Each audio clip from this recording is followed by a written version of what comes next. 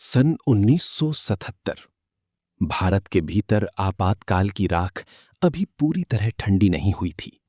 दिल्ली की सड़कों पर राजनैतिक नारों का शोर कम हो चुका था, पर मनुष्यों के भीतर का भय अब भी जीवित था। उसी समय मध्य प्रदेश और महाराष्ट्र की सीमाओं के बीच फैले एक सूने वन प्रदेश में स्थित एक आश्रम धीरे धीरे शिक्षित युवाओं, टूटे हुए प्रेमियों, राजनीतिज्ञों, व्यापारियों और उन लोगों से भरने लगा था जो बाहर की दुनिया से हार चुके थे। वहां आने वाले लोगों के चेहरों पर एक अजीब प्रकार की थकान दिखाई देती थी, मानो वर्षों से वे अपने भीतर किसी ऐसे प्रश्न को ढो रहे हों जिसका उत्तर किसी धर्म ग्रंथ, किसी मंदिर या किसी सत्ता के पास नहीं था। उस आश्रम के केंद्र में बैठा एक व्यक्ति धीरे धीरे पूरे देश में रहस्य बनता जा रहा था। वो व्यक्ति था ओशो रजनीश। उसकी आंखों में एक विचित्र स्थिरता थी। वो जब बोलता तो शब्द केवल कानों तक नहीं पहुंचते थे, वे सीधे मनुष्य के भीतर छिपे अंधकार को छूने लगते थे। उस समय भारत का समाज भीतर से दो भागों में टूट चुका था। एक भाग वो था जो नैतिकता, परंपरा और परिवार के नाम पर इच्छाओं को दबाकर जी रहा था। दूसरा भाग वो था जो आधुनिकता, स्वतंत्रता और शरीर की मुक्ति के नाम पर हर बंधन को तोड़ देना चाहता था। इन दोनों के बीच लाखों लोग ऐसे थे जिन्हें यह समझ ही नहीं आता था कि मनुष्य वास्तव में चाहता क्या है। प्रेम, शरीर, सत्ता, मुक्ति या केवल एक ऐसा क्षण जहां भीतर का शोर समाप्त हो जाए। उसी उलझन के बीच संभोग से समाधि की ओर जैसे शब्द पूरे देश में भय और आकर्षण दोनों का कारण बनने लगे थे। अखबारों के संपादकीय उसे अश्लील कहते थे। संसद में कुछ नेता उसे भारतीय संस्कृति पर हमला बता रहे थे। पर उन्हीं दिनों रात के अंधेरे में विश्वविद्यालयों के छात्रावासों, बड़े उद्योगपतियों के ड्राइंग रूमों और सरकारी अधिकारियों के निजी कक्षों में वही पुस्तक चोरी छिपे पढ़ी जा रही थी। आश्रम के भीतर प्रवेश करते ही सबसे पहले एक लंबा पत्थरों का मार्ग दिखाई देता था, जिसके दोनों ओर नीम और पीपल के पुराने वृक्ष खड़े थे। शाम के समय जब हवा चलती तो सूखे पत्तों की आवाज किसी अनदेखी फुसफुसाहट जैसी प्रतीत होती।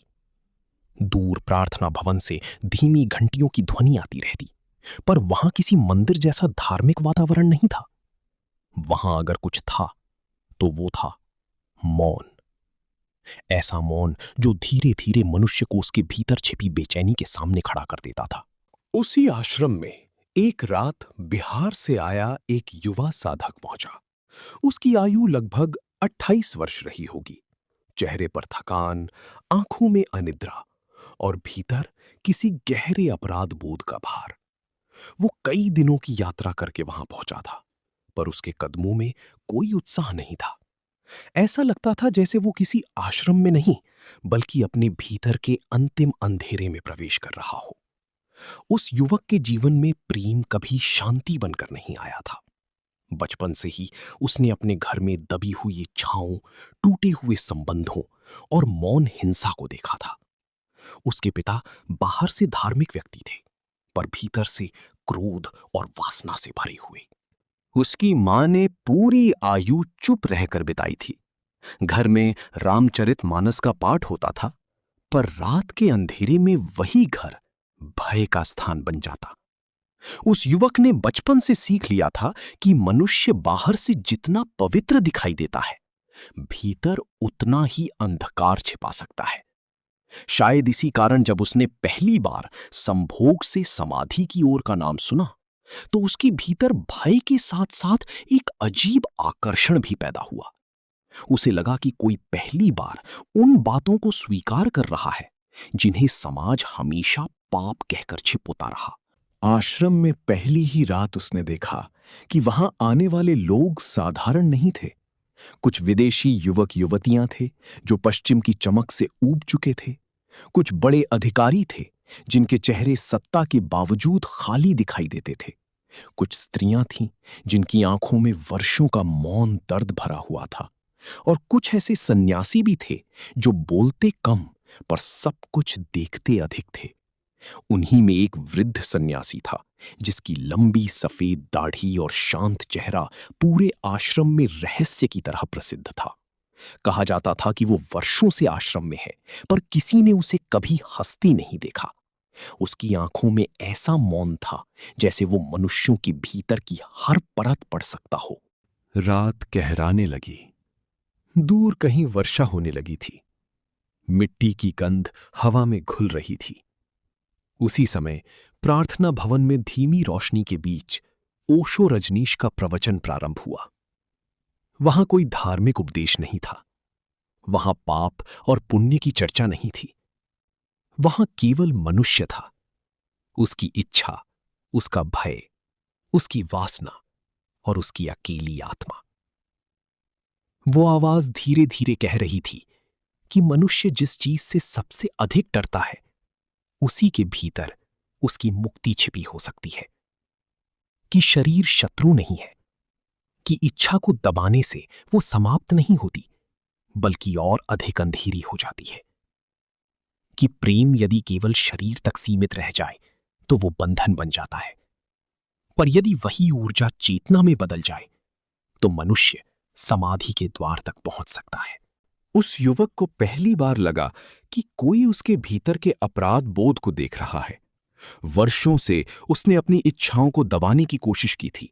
उसने उपवास किए, मंदिरों में समय बिताया, धार्मिक पुस्तकों का अध्ययन किया, पर उसके भीतर का संघर्ष कभी समाप्त नहीं हुआ।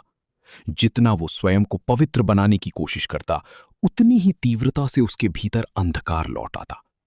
उस रात जब उसने प्रवचन सुना तो उसे लगा जैसे उसके भीतर छिपा हुआ भय पहली बार उजाले में आ गया हो। पर उसी क्षण उसके भीतर एक और डर पैदा हुआ। यदि मनुष्य अपनी इच्छाओं को स्वीकार कर ले तो क्या वो पशु नहीं बन जाएगा? क्या समाज टूट नहीं जाएगा? क्या हर सीमा समाप्त नहीं हो जाएगी? यही प्रश्न उस रात उसके भीतर तूफान की तरह घूमते रहे। आधी रात के बाद आश्रम लगभग शांत हो चुका था। केवल दूर कहीं वर्षा की बूंदें टपक रही थीं। युवक अकेला पत्थरों वाले मार्ग पर चल रहा था। तभी उसने पहली बार उस रहस्यमयी स्त्री को देखा। वो आश्रम के पुराने कुएं के पास खड़ी थी। सफेद सूती साड़ी, भीगे हुए बाल और आंखों में ऐसा गहरा मौन जिसे देखकर युवक के भीतर अचानक बेचैनी फैल गई।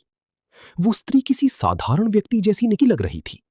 उसके चेहरे पर आकर्षण था, पर उसी आकर्षण के भीतर एक अजीब उदासी भी छिपी थी। युवक ने महसूस किया कि उसके भीतर दबाई हुई इच्छाएं अचानक जागने लगी हैं। उसे लगा जैसे वर्षों से बंद कोई दरवाजा धीरे धीरे खुल रहा हो। वो रात उसके जीवन की दिशा बदलने वाली थी, क्योंकि उसी रात पहली बार उसे समझ आने लगा कि मनुष्य का सबसे बड़ा युद्ध बाहर नहीं, भीतर होता है। संसार की सारी सभ्यताएं, सारे धर्म, सारी नैतिकताएं शायद उसी युद्ध को नियंत्रित करने की कोशिश है, पर इच्छा को दबाने से वो समाप्त नहीं होती। वो केवल रूप बदलती है। कभी सत्ता बन जाती है, कभी हिंसा, कभी अपराध और कभी धर्म का मुखौटा पहन लेती है। आश्रम के अंधेरे में चलते हुए युवक को लग रहा था कि वो धीरे धीरे अपने भीतर उतरता जा रहा है, और भीतर उसे जो दिखाई दे रहा था वो किसी भी नरक से अधिक भयावह था। अगली सुबह आश्रम के ऊपर धुंध की हल्की परत तैर रही थी। वर्षा के बाद की मिट्टी से उठती गंध पूरे वातावरण में फैली हुई थी। दूर वृक्षों पर बैठे पक्षियों की आवाजें सुनाई दे रही थीं, पर उस शांत वातावरण के भीतर भी एक अदृश्य तनाव था। युवक रात भर सो नहीं पाया था। उसकी आंखों के नीचे काले घेरे उभर आए थे। भीतर कोई ऐसी बेचैनी जाग चुकी थी जिसे वो शब्दों में बांध नहीं पा रहा था। उसे लग रहा था कि आश्रम में प्रवेश करते ही उसके भीतर वर्षों से बंद पड़ी स्मृतियां धीरे धीरे जीवित होने लगी हैं। बचपन के वे दृश्य जिनमें उसकी मां की आंखों में मौन आंसू दिखाई देते थे, पिता का धार्मिक चेहरा जिसके पीछे छिपा हुआ क्रोध रात के अंधेरे में बदल जाता था, गांव के मंदिर का वो पुजारी जिसकी आवाज दिन में भक्ति से भरी होती, पर जिसकी निगाहें स्त्रियों के शरीर पर अजीब ढंग से टिक जाती थीं। युवक को अचानक महसूस हुआ कि मनुष्य का पाखंड किसी भी अंधेरे जंगल से अधिक भयावह होता है। उस दिन आश्रम में ध्यान सत्र आयोजित किया गया। सैकड़ों लोग एक विशाल कक्ष में मौन बैठे थे। खिड़कियों से आती हल्की धूप धुएं की पतली रेखाओं में बदल रही थी। हवा में चंदन और भीगी मिट्टी की मिलीजुली गंध थी। सामने ऊंचे आसन पर बैठे ओशो रजनीश की आंखें बंद थीं। पूरा कक्ष इतना शांत था कि लोगों की सांसों की आवाज तक सुनाई दे रही थी। युवक भी वहीं बैठा था, पर उसका मन स्थिर नहीं हो पा रहा था। जितना वो आंखें बंद करता, उतनी ही तीव्रता से उसके भीतर दबे हुए दृश्य उभरने लगते। स्त्रियों के चेहरे, अधूरे प्रेम, अपराध बोध, असफलताएं और शरीर के प्रति वो भय जिसे समाज ने बचपन से उसके भीतर भर दिया था। धीरे धीरे ध्यान की प्रक्रिया गहरी होती गई। कुछ लोग रोने लगे, कुछ के शरीर कांपने लगे। किसी को अपने भीतर दबा हुआ क्रोध दिखाई दे रहा था, तो किसी को वर्षों पुराना अपमान। युवक को लग रहा था कि उसके भीतर कोई दीवार टूट रही है। अचानक उसे अपनी पहली प्रेमिका की याद आने लगी। वो लड़की जिसके साथ उसने कभी भविष्य के सपने देखे थे, पर जिसे समाज और परिवार के भय ने उससे छीन लिया। वो प्रेम कभी पूर्ण नहीं हो पाया था। उसके भीतर अधूरी इच्छा बनकर रह गया था। उसी अधूरेपन ने धीरे धीरे उसके भीतर अपराध बोध और घृणा पैदा कर दी थी। उसे लगता था कि प्रेम केवल पीड़ा देता है और शरीर केवल पतन की ओर ले जाता है। पर आश्रम में बैठकर पहली बार उसे महसूस हुआ कि शायद पीड़ा प्रेम में नहीं, बल्कि उसके दमन में छिपी थी। उसी क्षण उसे फिर वही रहस्यमयी स्त्री दिखाई दी। वो ध्यान कक्ष के दूसरे कोने में बैठी थी। उसकी आंखें बंद थीं, पर चेहरे पर ऐसा शांत भाव था जैसे वो भीतर किसी गहरे सागर में उतर चुकी हो। युवक की दृष्टि बार बार उसकी ओर खिंचने लगी। उसे स्वयं पर क्रोध आने लगा। वो यहां मुक्ति खोजने आया था, पर उसका मन फिर शरीर की ओर भाग रहा था। उसे लगने लगा कि वो कभी भी अपनी इच्छाओं से मुक्त नहीं हो पाएगा। भीतर अचानक घृणा का तूफान उठा। उसने स्वयं को पापी समझना शुरू कर दिया। पर उसी क्षण ओशो रजनीश की धीमी आवाज पूरे कक्ष में गूंजने लगी। वो आवाज कह रही थी कि जो मनुष्य अपनी इच्छा से भागता है, वो अंततः उसी का दास बन जाता है। मुक्ति दमन से नहीं आती, मुक्ति समझ से आती है। इच्छा को देखना पड़ता है, उसे पूरी चेतना से जीना पड़ता है, क्योंकि अंधेरे को केवल प्रकाश ही समाप्त कर सकता है, भय नहीं। ध्यान समाप्त होने के बाद युवक लंबे समय तक अकेला बैठा रहा। बाहर वर्षा फिर शुरू हो चुकी थी। पानी की बूंदें पुराने पत्थरों पर गिर रही थीं। आश्रम के वृक्षों से टपकती जलधाराएं किसी प्राचीन संगीत जैसी लग रही थीं। उसी समय वृद्ध सन्यासी धीरे धीरे उसके पास आकर खड़ा हो गया। उसके चेहरे पर वही रहस्यमयी शांति थी। उसने कुछ नहीं कहा, केवल युवक की ओर देखा। वो दृष्टि इतनी गहरी थी कि युवक को लगा जैसे उसका पूरा अतीत उस बूढ़े सन्यासी की आंखों में दिखाई देने लगा हो। अचानक युवक के भीतर वर्षों से दबा हुआ दर्द फूट पड़ा। उसे महसूस हुआ कि वो जीवन भर दूसरों से नहीं, स्वयं से भागता रहा है। उस रात आश्रम में एक विशेष सभा आयोजित की गई। दूर दूर से आए लोग प्रार्थना भवन में इकट्ठा हुए। बाहर घना अंधेरा था। हवा में नमी और ठंडक घुल चुकी थी। भीतर केवल कुछ दीपक जल रहे थे। उनके पीले प्रकाश में लोगों के चेहरे किसी पुरानी चित्रकला जैसे दिखाई दे रहे थे। उसी सभा में पहली बार संभोग से समाधि की ओर के विचारों पर विस्तार से चर्चा हुई। वहां कहा जा रहा था कि मनुष्य की सबसे शक्तिशाली ऊर्जा काम है।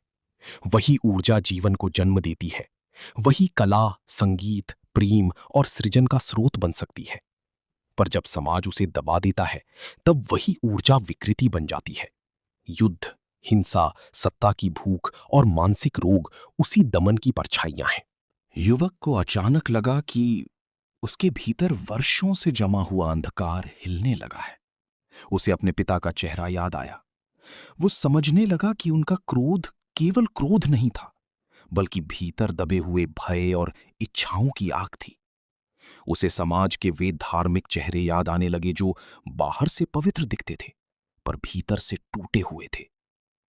अचानक उसे महसूस हुआ कि मनुष्य का सबसे बड़ा पाप इच्छा नहीं, बल्कि झूठ है। वही झूठ जो स्वयं को पवित्र साबित करने के लिए मनुष्य को भीतर से खोखला कर देता है।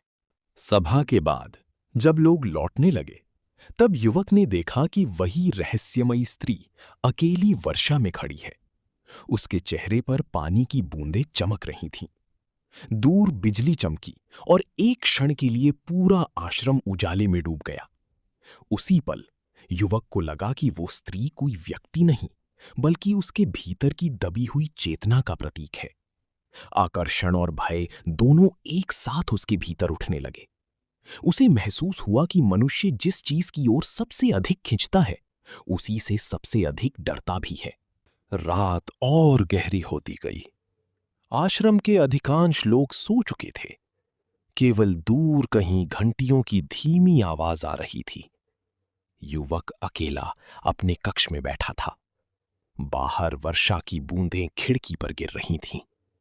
भीतर उसकी सांसें तेज होती जा रही थीं। उसे लग रहा था कि वो किसी ऐसी सीमा के पास पहुंच चुका है जहां से लौटना संभव नहीं होगा, क्योंकि अब वो केवल धर्म, समाज या शरीर के बारे में नहीं सोच रहा था। वो पहली बार स्वयं को देख रहा था। और मनुष्य के लिए स्वयं का सामना करना संसार के किसी भी युद्ध से अधिक कठिन होता है। तीसरे दिन आश्रम का वातावरण बदल चुका था। वर्षा थम गई थी, पर हवा में अब भी नमी और मिट्टी की गंध तैर रही थी। सुबह के धुंधलके में पूरा परिसर किसी पुराने स्वप्न जैसा दिखाई देता था। वृक्षों की छाया लंबी होकर पत्थरों वाले मार्ग पर फैल गई थी। दूर ध्यान कक्ष से धीमी बांसुरी की ध्वनि सुनाई दे रही थी। पर उस शांत दृश्य के भीतर युवक का मन पहले से अधिक अस्थिर हो चुका था। उसे लग रहा था कि आश्रम केवल एक स्थान नहीं, बल्कि एक ऐसा दर्पण है जिसमें मनुष्य अपने भीतर की हर परत देख सकता है। और जितना वो उस दर्पण में झांकता, उतना ही अधिक भय उसके भीतर जागने लगता। वो दिन भर आश्रम के पुराने पुस्तकालय में बैठा रहा। वहां लकड़ी की अलमारियों में धर्म, मनोविज्ञान, तंत्र और ध्यान से जुड़ी सैकड़ों पुस्तकें रखी थीं। कुछ पन्ने इतने पुराने हो चुके थे कि उन्हें छूते ही धूल उड़ने लगती। युवक ने कई ग्रंथों को उलट-पलट कर देखा, पर हर शब्द अंततः उसे उसी प्रश्न तक ले आता। क्या मनुष्य की मुक्ति शरीर से होकर गुजरती है, या शरीर केवल एक जाल है जिसमें आत्मा फंस जाती है? बाहर से देखने पर यह प्रश्न दार्शनिक लगता था, पर उसके भीतर यह युद्ध वास्तविक था, क्योंकि उसने जीवन में जितनी भी पीड़ा देखी थी, उसका संबंध किसी न किसी दबाई हुई इच्छा से था। दोपहर के समय आश्रम में आए कुछ लोगों की चर्चा उसके कानों तक पहुंची। उनमें कुछ बड़े व्यापारी थे, कुछ विश्वविद्यालयों के प्राध्यापक और कुछ ऐसे राजनीतिक लोग जिनके नाम अखबारों में छपते रहते थे। उन लोगों की आंखों में अजीब प्रकार की बेचैनी थी। सत्ता, धन और प्रतिष्ठा होने के बाद भी वे भीतर से खाली दिखाई देते थे। युवक को अचानक एहसास हुआ कि मनुष्य चाहे किसी भी ऊंचाई तक पहुंच जाए, उसके भीतर का शून्य उसका पीछा नहीं छोड़ता। शायद इसी कारण बड़े-बड़े नेता, अभिनेता, साधु और अपराधी अंततः किसी न किसी आध्यात्मिक आश्रय की तलाश करने लगते हैं। उन्हें संसार मिल जाता है, पर स्वयं नहीं मिल पाता। उसी शाम ओशो रजनीश का एक लंबा प्रवचन हुआ। बाहर सूर्य अस्त हो रहा था। लाल रोशनी खिड़कियों से होकर भीतर गिर रही थी और पूरा कक्ष किसी अग्नि की तरह चमक रहा था।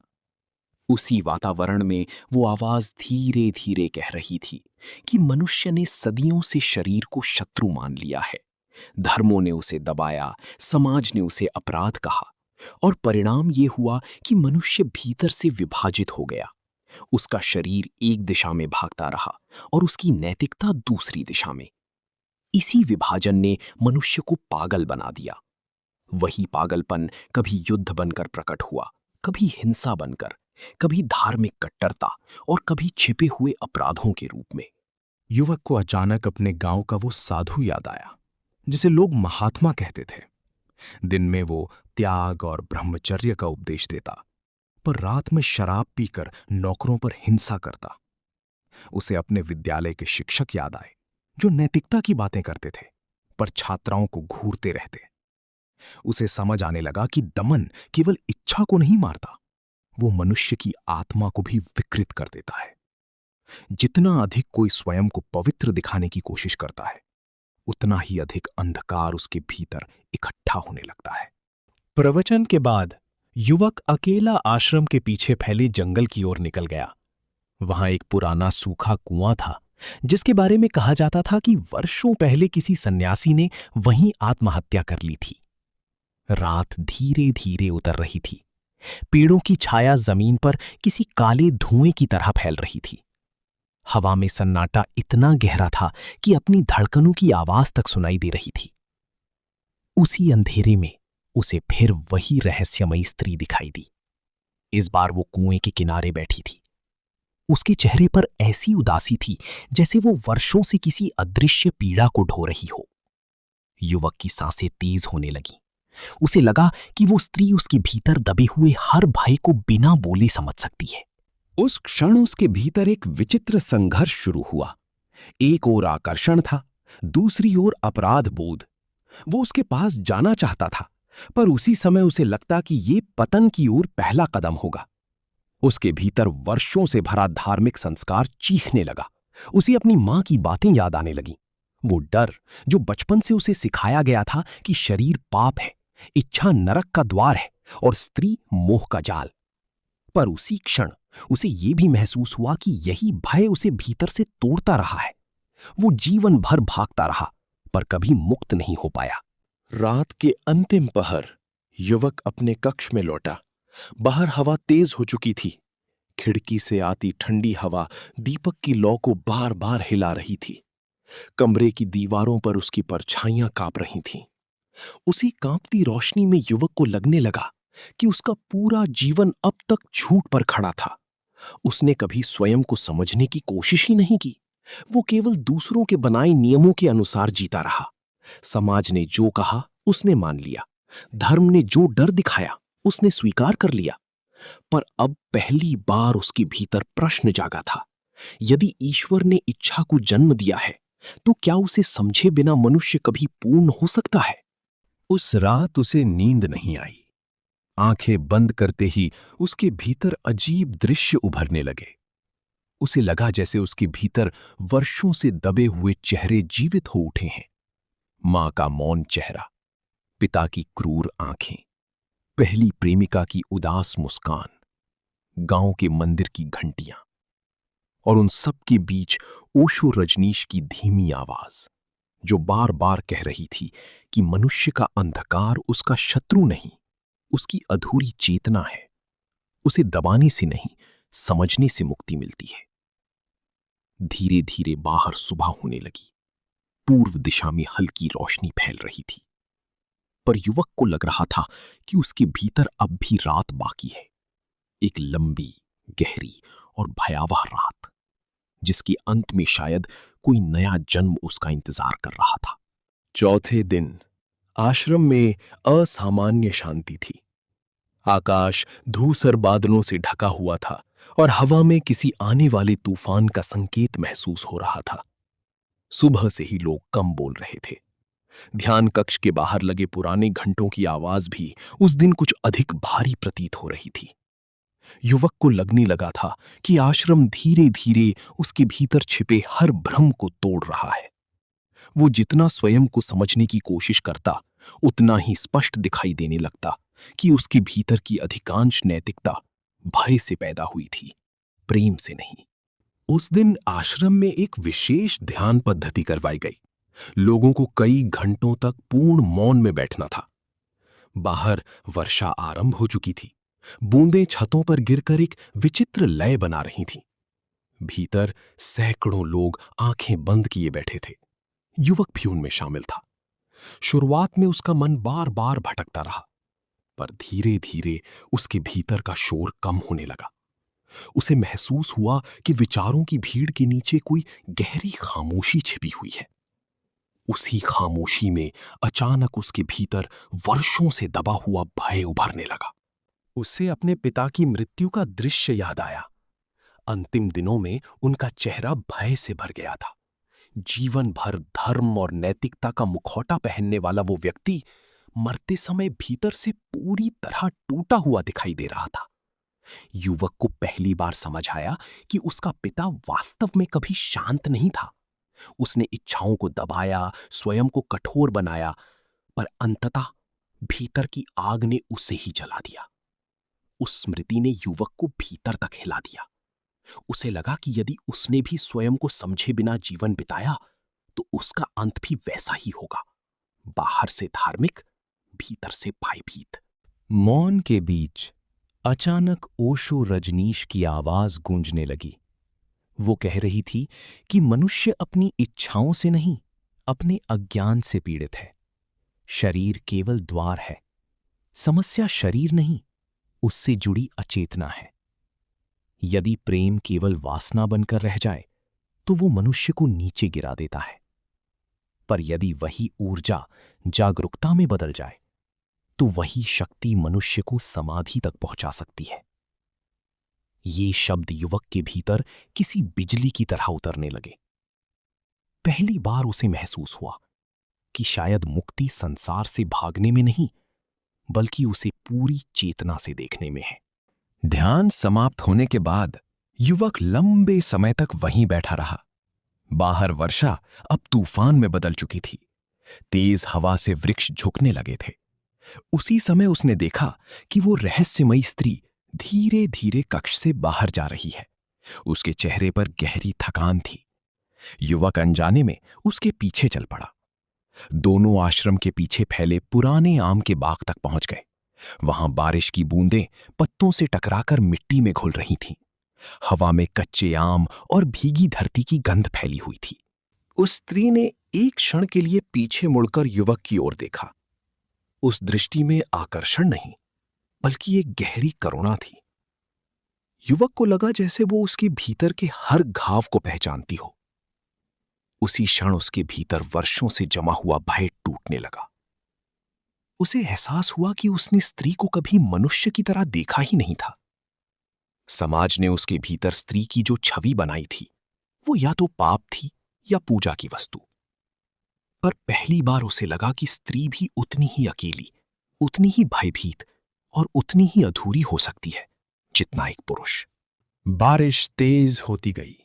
दूर आकाश में बिजली चमक रही थी। उसी वातावरण में युवक के भीतर अचानक एक गहरी शांति उतरने लगी। उसे लगा कि इच्छा से भागना ही उसकी सबसे बड़ी भूल थी, क्योंकि जितना वो भागता गया उतना ही भय बढ़ता गया। इच्छा को दबाने से वो समाप्त नहीं हुई, बल्कि उसके सपनों, अपराध बोध और हिंसक विचारों में बदलती रही। अब पहली बार वो उसे बिना भय के देख पा रहा था। रात को आश्रम में केवल चुनिंदा लोगों के लिए एक गुप्त सभा आयोजित हुई। वहां वातावरण पहले से अधिक गंभीर था। दीपकों की धीमी रोशनी में बैठे लोगों के चेहरे किसी प्राचीन अनुष्ठान जैसे दिखाई दे रहे थे। उसी सभा में ओशो रजनीश ने मनुष्य के भीतर की ऊर्जा के बारे में विस्तार से कहा कि संसार का हर धर्म मनुष्य को बदलना चाहता रहा, पर उसने मनुष्य को समझने की कोशिश बहुत कम की। दमन से केवल पाखंड पैदा होता है और पाखंड अंततः आत्मा को नष्ट कर देता है। जो व्यक्ति भीतर कुछ और होता है और बाहर कुछ और दिखाता है, वो धीरे धीरे स्वयं से कट जाता है। युवक को अचानक अपने देश की राजनीति याद आने लगी। उसे वे नेता याद आए जो मंचों पर नैतिकता की बातें करते थे, पर सत्ता के लिए किसी भी सीमा तक गिर जाते थे। उसे वे धार्मिक संस्थाएं याद आईं जहां त्याग का उपदेश देने वाले लोग भीतर से लालच और हिंसा से भरे हुए थे। उसे महसूस हुआ कि पूरा समाज कहीं ना कहीं दमन के इसी रोग से ग्रस्त है। हर व्यक्ति एक मुखौटा पहनकर जी रहा है, और जितना भारी मुखौटा होता है, भीतर उतना ही गहरा अंधकार छिपा होता है। सभा के अंतिम क्षणों में पूरा कक्ष मौन हो गया।